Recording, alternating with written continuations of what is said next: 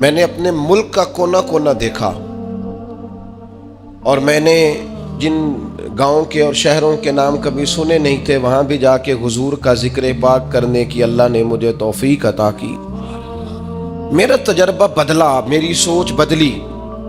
میرا ذہن بدلا۔ اس سال بھی محفل میلاد میں جہاں مجھے گفتگو کرنے کا موقع نظر آیا، اور جیسے ہی میں نے یوں کر کے مجمع پہ نظر ڈالی نا، مجھے جوان زیادہ نظر آئے، مجھے سیاہ داڑھی والوں کے اندر جذبہ زیادہ نظر آیا، مجھے ان کی جوان آنکھیں حضور کی محبت میں بھیگی ہوئی دکھائی دی، مجھے ان کے چہروں پر جب حضور کا نام آتا ہے تو ملت کے جوان کے چہرے پر ایک عجیب توانائی، ایک عجیب سا جذبہ،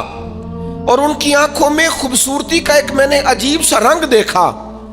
اور میں یہ سمجھ گیا کہ یار نہیں، یہ تو نہیں نہ ہو سکتا کہ یہ سوتا کبھی خشک ہو جائے۔ بہت پرانا میں نے کسی صوفی کا شعر پڑھا تھا، مجھے پسند بھی بڑا تھا، اور وہ میں نے اپنی زندگی میں جب جب اس کو اپنی زبان سے ادا کیا وہ میرے دل میں گھر کرتا چلا گیا۔ لیکن اب میں صرف اپنے لیے نہیں کہہ رہا،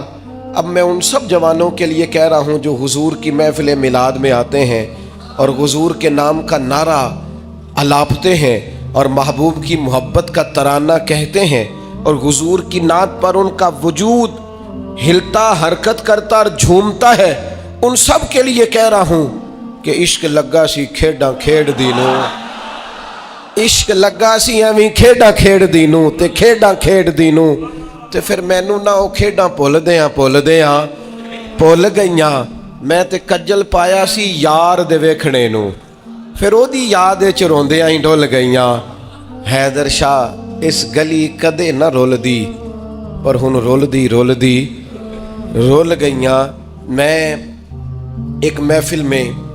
سیڑھیاں چڑھ رہا تھا تو وہ نوجوان بہت زیادہ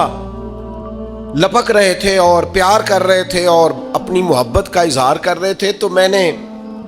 اپنے دوستوں کو دیکھا ان کو سنبھالتے ہوئے اور محفل کا نظم قائم کرتے ہوئے۔ تو ایک بزرگ عالم دین جیسے ہی میں اس اسٹیج کی سیڑھیاں چڑھ گیا تو انہوں نے مجھے سینے سے لگایا، اور پھر وہ میرے کان میں کہنے لگے یہ جو نوجوان نسل آتی ہے نا حضور کا ذکر سننے، یہ بے موسمہ پھل ہے، بے موسمہ، کہنے لگے یہ بے موسمہ پھل ہے، اور فرمانے لگے یہ جو بے موسمہ پھل ہوتا بڑا قیمتی ہے، یہ قیمتی پھل ہوتا ہے، اس کی حفاظت ہونی چاہیے، ان کے جذبات کو خوبصورت رستہ دینا چاہیے، ان لوگوں کے لیے ہمیں اچھی راہوں کا تعین کرنا چاہیے،